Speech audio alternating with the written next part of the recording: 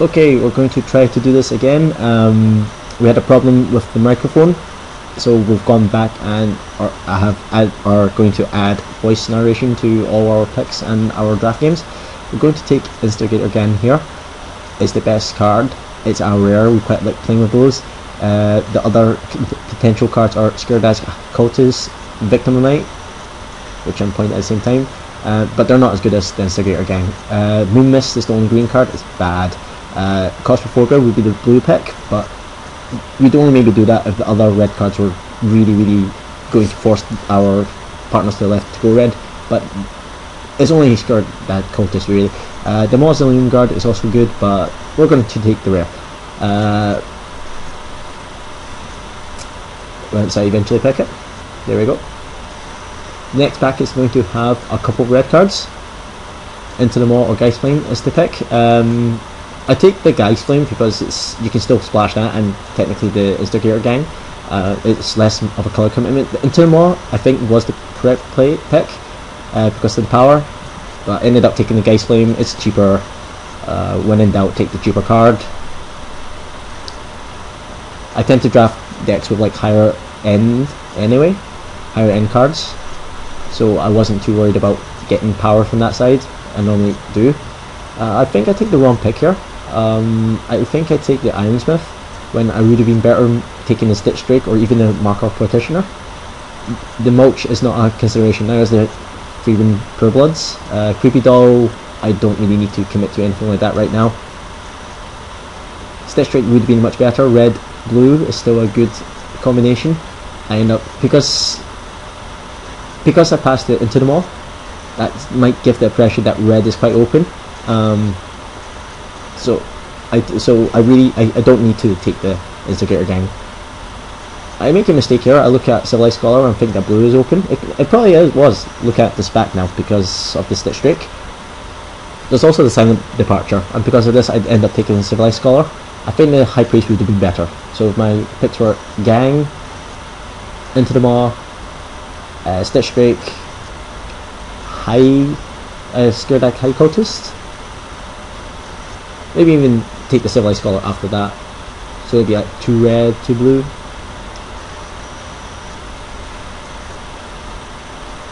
There are a couple of breaks like this. People were taking their time picking cards, and I'm also eating a bacon sandwich when this was going live. It was most delicious. Had 2 slices of bacon, some egg, bits of onion. I would say if you're ever around, I'll maybe make one for you. Interesting picks here. Nothing red, nothing black either. So that big Night and such, not too bad passing those. We didn't get any other black really, except for the Partitioner. The Undead Alchemist is better in blue-black because there's more zombies, but we're not going to get much help out of him. But he's a rare, and that's part of the reason we took him. We just wanted to play with him, see what he was like. Keswick Wolf is the better card. Sensory Deprivation is sort of removal, and the free drop slot isn't terribly contested in these colours, so go for the Outbad removal. I thought about taking the Smite the Monstrous here, but Shimmering Grotto I end up taking. It allows me to splash other cards. The other cards that we saw were not that impressive, so we just went ahead for that. Blood Crazed Neonate is not a good card. The deck that he's good in, he tends to be good, but they're few and far between. We've got cards that we could play in Frightful Delusion and Lost in Mist, but like I'm sorting cards by the cost right now. We're not actually set on playing any of these colours, and we can splash the red still. We've got the early Shielding Grotto, so the Go Razor gets taken. This one's quite unusual. Yeah, I expand the Victim of Night. That was from the first pack. It gets taken up pretty much quite quickly. The Interlopers was also in the pack. That card getting no respect at all. Night Terrors is probably the best card left in this pack, but what do I take? Do I take the Green Fist? That's probably just so that people don't play against me in blue-green, which I tend... I basically hate that colour combination. It's good, but I don't like it being played against me is what I really mean. Purified the Grave, I don't really know why I took that, but we're just grabbing stuff. Do I take the Neonate here? I mean, the Rotten Fen Snake still has an argument for it, but I guess we take the Neonate. I guess more for curve reasons than anything. We're definitely going to play our red cards, well, our Geist Flame and the whatever the gang is called, Instigator Gang.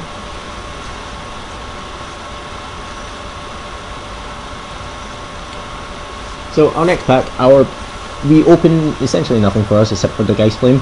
It would be nice to take the Slayer the Wicked, or if we were more in black, so we could take the Screeching Bat. But there's also the Silent Departure, which may be better to take for us if we were like an aggressive deck, with like who wanted more tempo. We end up taking the Geist Flame. I'm not 100% sure if it was correct over the Silent Departure. I'm hiding some red cards to see what blue-black would look like, I guess, for the bat. And again, we open some more cool cards, which we can take. Daybreak Ranger and Divine Reckoning. We also, the Travel Preparations is also in this pack, so whoever gets it, if they're in white, they're going to have lots of cards. If they're in green, they still have some cards. If they're in our colours, or even our considered third colour, you get nothing. So we're going to take the 5-drop. Not quite nothing, but not the most exciting either. That guy does get really big. I've seen that Discourage 8-8, 9-9 at times. 9-9, well, maybe not so much 9-9. That means your opponent has 6 guys out. That's quite scary. They might actually be better in a white deck, I'm thinking about it, with like bonds. But blue has Sensory Deprivation and Claustrophobia as well. Okay, this pack is a little bit better. It's now looking green-red. And the Watchkeeper seems to be the pick here. I've noticed a lot more of these packs seem to be cropping up. Either Modo is being strange with its print runs, or people seem to be just drafting all like the same colours in a line. It's just something I've noticed, like personally. It's probably nothing, but I mean, this pack seems to have a lot of blue. Just looking at it there, almost half the picks are. Actually, 1/3, 4 cards, 4 blue cards. So we could take Marker Partitioner here, or the Lantern Spirit.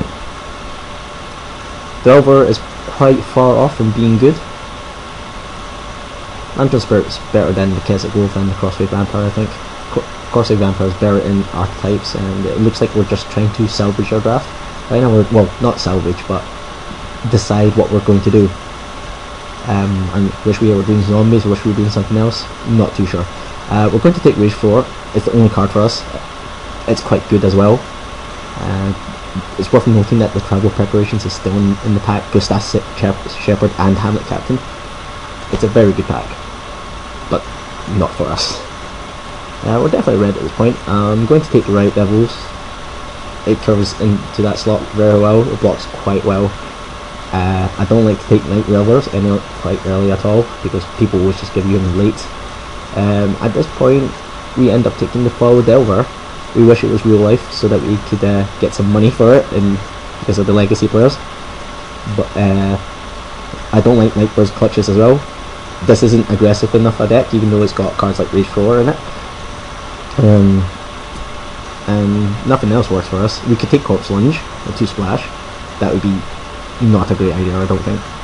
So yeah, there's another Nightbird's Clutches, which, oh, I expanded the Instigator Gang that to sort of show you that it could work with him. He can get in for a lot.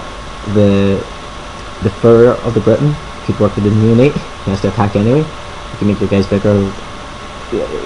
I don't think it's the worst card. End up taking it. I don't like the 3/2 4-drop. When he flips, he's still easy to kind of kill. I'd rather take the Ancient Gush there just to have outs to certain cards. I end up taking the Demon Nail here. I did not notice that the Divine Reckoning was in the pack, which I would have taken if I had seen that. I wouldn't play it, of course, but just to see that, just to take the rare to not play against it as well. But you know, the Demon Mail was like fine with Traitorous Bloods, and like the Rage Floor also allows you to just sack your whole board to do 2 damage to them. Could work with Undead Alchemists, like little combos for the deck. Runic Reputation is the card I end up taking. Again, he can on that silly green-blue deck. It's uncommon, so I guess you could call it uncommon draft. In a really strange situation, I could possibly board it in for the Geist Flame if my opponent has infinite X1 guys. That doesn't end up happening. The Night Revelers does end up lapping, like I said. Oh, coming like last pick. He's perfectly fine. Like, he has haste a good amount of the time, and you don't need to play him. but if you do, you just adore it. At this point, we're not really happy with the draft and how it's gone. We're thinking that like we need to salvage it somehow. This is a very good way to do it. One of my favorite Magic players of all time, Tiago Chan.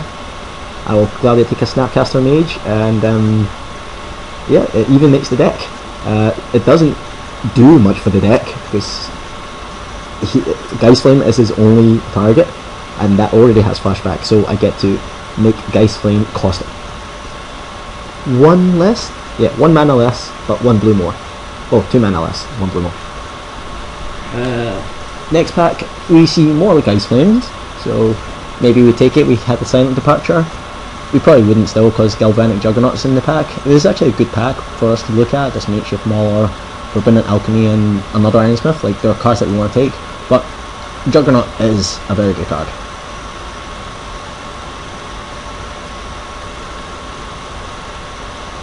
I think against a lot of decks, you top off at the amount of Geist Flames that you do want to play, like, quite early.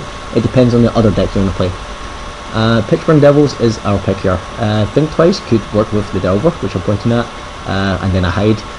The Snapcaster doesn't really work with, but the Pitchburn Devils also, it fits in our slot. It also works with the Demon Mail, which I'm pointing at. Every time I keep saying I'm pointing at, it's because I've actually no control over the cursor at this present moment in time, because we're doing a redo. Geist Catcher Rig is good. I used to be a great fan of this. I'm thinking less so now, because he costs 6. The deck seemed to work a bit faster. He's great when he kills a flyer. Otherwise, he's a lumbering guy who sits in your hand for a good while. But yeah, Pitchburn Devils is the pick. This pack is... I would like to try Gutter Grime in the deck. I've not really had the chance to yet, but this is not the deck we're going to try. My pick here is quite controversial. If I had taken the Divine Reckoning before, I would take the Demon Mail now, because I wouldn't have one. However, I end up taking something else similar. I mean, if I'm taking cards for my deck, I would take the One-Eye Scarecrow. I have a lot of free drops already. 1, 2, 3, 4, 5. 5. And I'm pretty much going to play them all. So there's nothing really in my deck. I can't take any black cards. They're not worth splashing. Nothing's really worth splashing at this point in time. And I'm still not going to play the Nightbird's Clutches. So I took the rare. It's quite bad. A 4th Geist Flame that we've seen. A lot of these cards we can take happily. I think I just looked at my 5 drops there, so I don't want to take the Battleground Geist. Also with the Geist Catcher's Rig kind of going about. This guy fits into that slot a bit more. He's a 4/4 drop. He's also a zombie, so he works with Undead Alchemist. Gives us a bit more fat. The Geist Flame, don't think it's as important, and the Dissipate we can turns on the Delver, makes it a bit better, but we don't take that. So zombie is hoping to get one of those cards in the lap. This pack has nothing for us again. We have more free drops, and a worse free drop in the pack. The best card is probably the Digraph Ghoul. So we do something silly again, and we take the rear, because I do not feel like this graph has gone well at all. Okay, if you wanted Nightbird's Clutches in your red deck, good for you. There were 17 open in this draft, so you get to have all of those. There's a Priest in the pack, which is unusual. Grave Bramble, I like that card. Traitor's Blood works with our Demon Mail, and I forgot what that last card was. I think it was another rare. This 2-drop we do want to play. We were quite happy to get that one, and this is our opening pack, I think. No, our second pack, because they had no rare on this one. We're counting the vampires that we have here to see if Rakashir is any good. We don't have that many, so he's not, and we take the Ironsmith, which means we now don't need to play the Neonate, which we hide. Night Terrors is the only legitimate sort of sideboard card for other people, but we get rid of Green Fist. We really don't like that blue-green deck. Probably for no real reason. It seems like we've got 23 playables. And one of them is Furry of the Bitten. He's quite good on Village Ironsmith, I guess.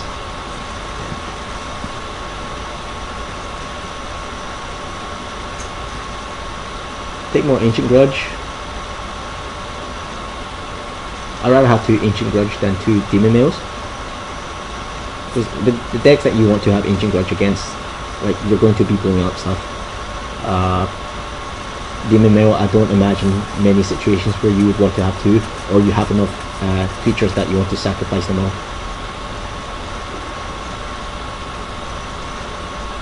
Okay, so we kind of have a deck. It's serviceable. I would not be excited about this. I would not be happy playing this deck, but you have to do what you need to do.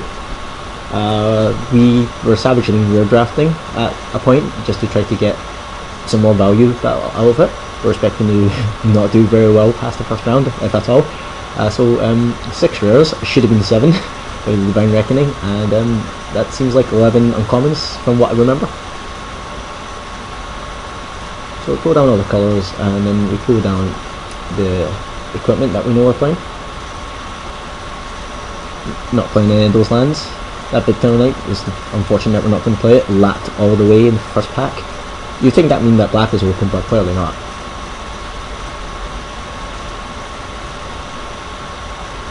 Big Town Knight has one of these weird cards because you can't splash it at all. Like taking it in an early commitment, it's not like Brimstone Volley, which kills everything, well, more than Big Town Knight, but you can always just play that in your deck, like splashing like a single mountain or something. We're just moving across the cards that we don't need to have. I'm expanding the Prairie Britain, the Village Ironsmith at the time, because when I first recorded this, there was no sound, but I did not know this, so I was expanding things and talking to blank, essentially.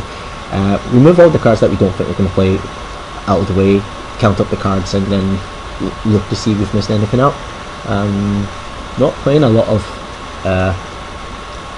abilities here, so Delver is definitely not a consideration. I find it easier sometimes, like if you have 23 playables, you're going to just play those 23 cards. You maybe should play 22 of them, because your last card might not be better than the land, and not drawing off land always sucks. Like, it sucks more than getting flooded, I think, because you don't get to play the game.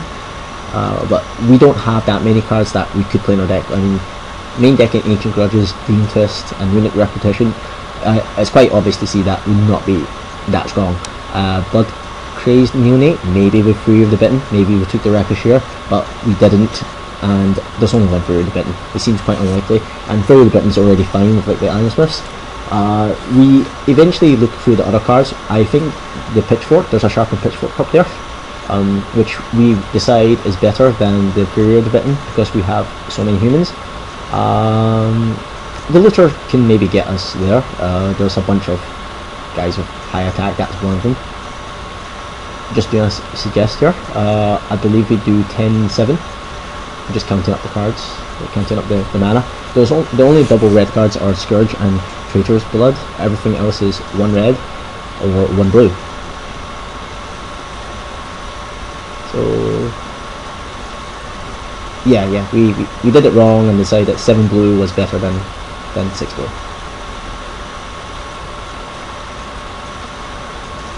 Combo, like we try to say, not quite as good as the Altar Sweep one, or the double Traitor's Blood that we had a while ago, but being able to steal your opponent's guy, dash him a bit, use the effect, and then the Demon Mail it is quite good. How many humans do we have? 1, 2, 3, 4, 5, 6, 7 humans.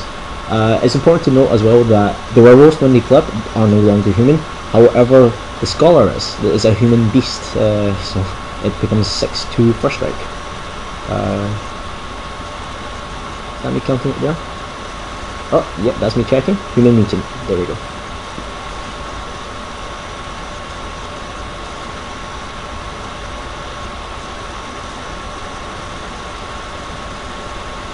Clearly I cannot count because I'm going through it again.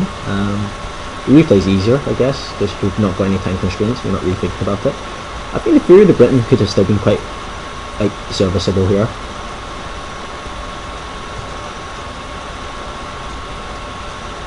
Undead Alchemist is quite a sad fella in this deck. He doesn't have as much going for him as he does usually. But yeah, that's us in the deck. We'll join you for some games. Thanks.